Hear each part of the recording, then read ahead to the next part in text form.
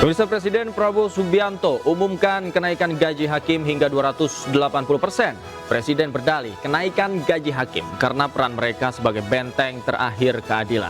Sementara itu saat ini sejumlah hakim tengah tersandung kasus korupsi, suap, dan jual beli putusan di pengadilan.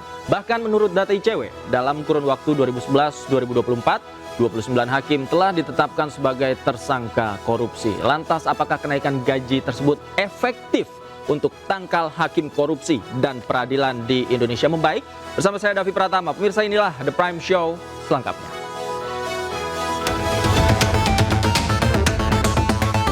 Perkara tersebut diputus setelah, namun dengan meminta uang 20 miliar rupiah tersebut dikalikan 3 sehingga totalnya 60 miliar rupiah.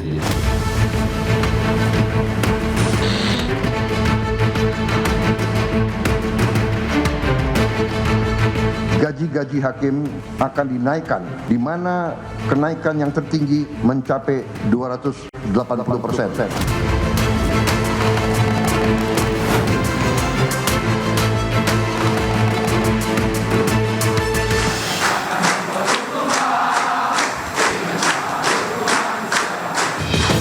Presiden Prabowo Subianto didampingi Ketua Mahkamah Agung Sunarto, Mensesnek Prasetyo Hadi hingga Seskap Teddy Indra Wijaya disambut yel-yel yang dinyanyikan para calon hakim saat memasuki ruang acara. Pengukuhan hakim di tahun ini dilakukan setelah 5 tahun negara tidak mengangkat hakim.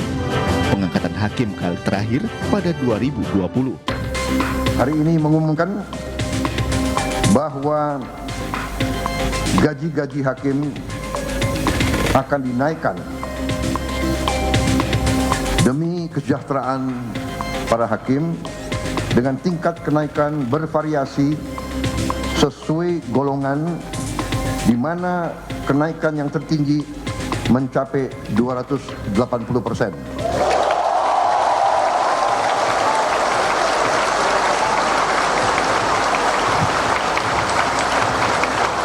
Dan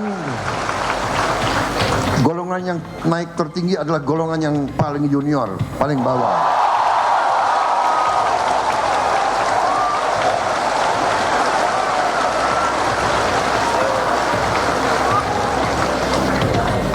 Tapi semua hakim akan naik secara signifikan, ya, secara signifikan.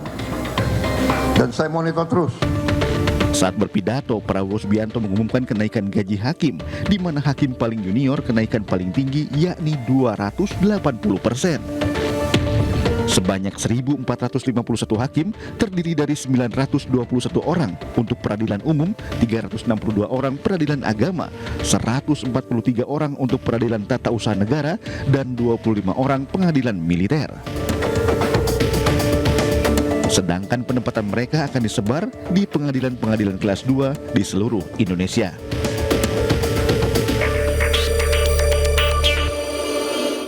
Sebelumnya Presiden Prabowo Subianto mengungkapkan kekesalannya karena para koruptor dan maling yang mencuri uang negara kerap lolos di tingkat pengadilan. Prabowo menyebut negara butuh hakim yang tidak bisa dibeli. Percuma kita punya polisi yang hebat, tentara yang hebat.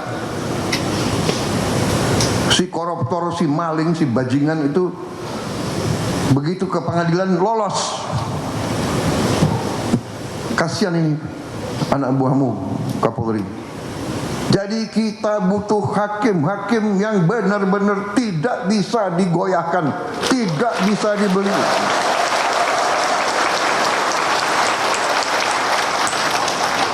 Dan begitu saya jadi presiden, saya kaget. Saya tanya, gimana kondisi hakim? Pak, para hakim sudah 18 tahun tidak menerima kenaikan. 18 tahun.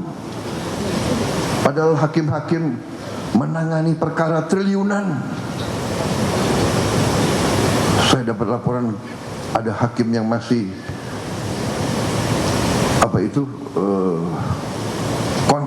kontrak. Tidak punya rumah dinas dan sebagainya. Perumahan sudah kita tertibkan mudah-mudahan segera akan dilaksanakan. Kita besar-besaran akan lakukan pembangunan perumahan. Pemirsa, mantan pejabat Mahkamah Agung Zarof Rikar hari ini menjalani sidang vonis kasus dugaan suap vonis bebas Ronald Tanur di Pengadilan Tipikor Jakarta. Zarof Rikar divonis 16 tahun penjara.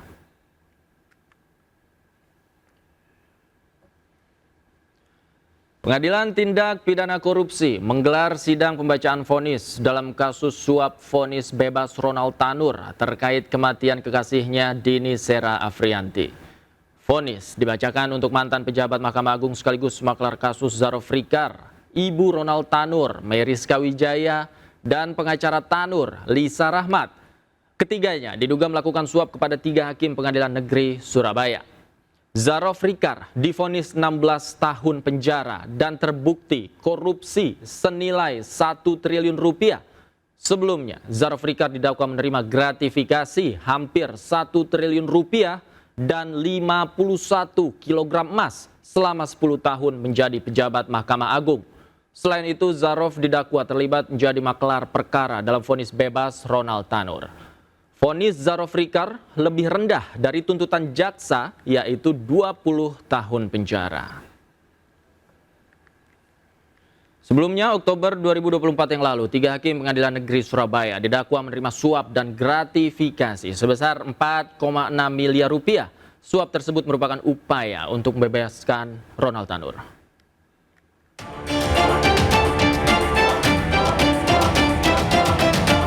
Pasca vonis bebas Ronald Tanur, 3 hakim PN Surabaya duduk di kursi terdakwa. Mereka adalah Erintua Damanik yang merupakan hakim ketua, sementara Mangapul dan Heru Hanindio merupakan anggota majelis. Ketiganya didakwa sebagai penerima suap dan gratifikasi dalam vonis bebas Ronald Tanur dengan nilai 1 miliar rupiah dan 308 ribu dolar Singapura dengan total sekitar 4,3 miliar rupiah. Tindak pidana tersebut terjadi antara Januari hingga Agustus 2024. Perkara ini pun melibatkan mantan Kepala Balitbang Diklat Mahkamah Agung Zarof Rikar. Kasus bermula dari jeratan hukum untuk Ronald Tanur atas kematian kekasihnya Dini Sera Afrianti. Ibu Ronald Tanur, Meriska Wijaya, berupaya agar anaknya bebas. Dia pun meminta pengacara bernama Lisa Rahmat mengurus perkara tersebut. Lisa lalu menemui Zarof Rikar untuk mencarikan hakim PN Surabaya yang dapat menjatuhkan vonis bebas. Ronald pun akhirnya divonis bebas pada 24 Juli 2024. Namun di tingkat kasasi MA membatalkan putusan bebas tersebut. Ronald Tanur divonis dengan 5 tahun penjara. Dan untuk membahasnya telah hadir bersama kami di studio praktisi hukum Alfon Kurnia Palma, kemudian psikolog Joyce Manurung. Selamat malam, Bang Alfon, apa kabar? Malam. Baik ya? Baik, alhamdulillah. Mbak Joyce, apa kabar? Puji Tuhan, alhamdulillah sehat. Baik Mas ya, Davi. sehat. Oke, kemudian juga melalui sambungan Zoom ada mantan Hakim Agung Pak Gayus Lumbun dan juga Rangga Lukita Desnata. Selamat malam, Prof. Gayus. Ya, selamat malam. Bang Rangga, apa kabar? Selamat malam. Selamat malam, iNews TV, dimanapun berada. Oke, saya pertama ingin ke Bang Rangga terlebih dahulu deh sebagai pembuka karena Bang Rangga semangat nih. Jadi gaji hakim naik 280%, cukup atau tidak? Pertanyaannya, ini bukan hanya iNews TV yang nanya, ini keluarga saya nanya, sahabat saya nanya gitu. Yang jadi pertanyaan, permasalahannya sampai dengan detik ini, kami belum terima draft kenaikannya. Belum ada di lembaran negara kenaikan hakim itu. Perpresnya atau peraturan lainnya itu sama sekali belum ada. Mengenai kenaikan 280%. Oke lah, walaupun belum ada kita berandai-andai. 280% itu naiknya komponennya itu apa? Apakah gaji pokok, ataukah tunjangan jabatan, ataukah semuanya dengan penghasilan-penghasilan hakim yang lain? Kalau naiknya gaji pokok saja, ini menurut pendapat kami kenaikannya tidak signifikan seperti apa yang disampaikan oleh Bapak Presiden. Bang Rangga, definisi signifikan itu seperti apa sih bagi seorang hakim? Mas ya, kami tahun lalu telah mengajukan proposal tuntutan kepada pemerintah minta kenaikan 142% dari penghasilan kami selama ini. Hitung-hitungan 142% itu kurang lebih di angka 30 jutaan. 30 jutaan itu.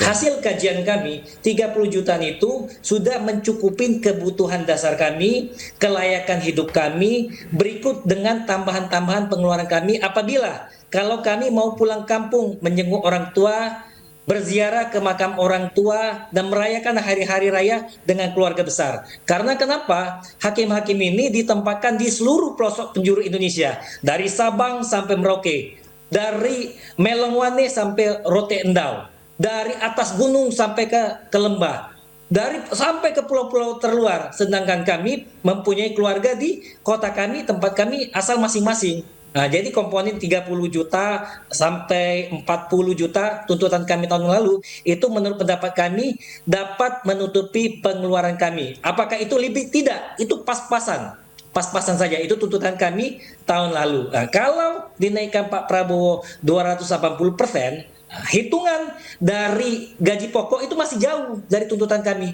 Paling baru bisa terpenuhi 1/4 dari tuntutan kami tahun lalu. Akan tetapi kalau dinaikkan tunjangan jabatan malah melebihi sedikit dari tuntutan kami. Jadi kalau ditanya bagaimana kelayakan tadi, kami bisa menyekolahkan anak kami di tempat sekolah-sekolah yang bagus. Kami juga bisa menafkahi istri kami, orang tua kami dengan layak. Gitu. Kami juga bisa mempunyai kendaraan yang tidak perlu mewah, tapi kendaraan yang bisa kami gunakan nyaman, kami pakai ke kantor, nyaman kalau kami berpergian. Kami juga bisa menyicil rumah, tidak perlu rumah yang miliaran-miliaran. Ya, rumah-rumah di bawah 500 juta, 15 tahun kredit. Dengan gaji seperti itu, menurut pendapat kami bisa melakukannya. Jadi kami tidak ingin untuk dapat mobil Alphard, dapat mobil Mercy dan lain sebagainya.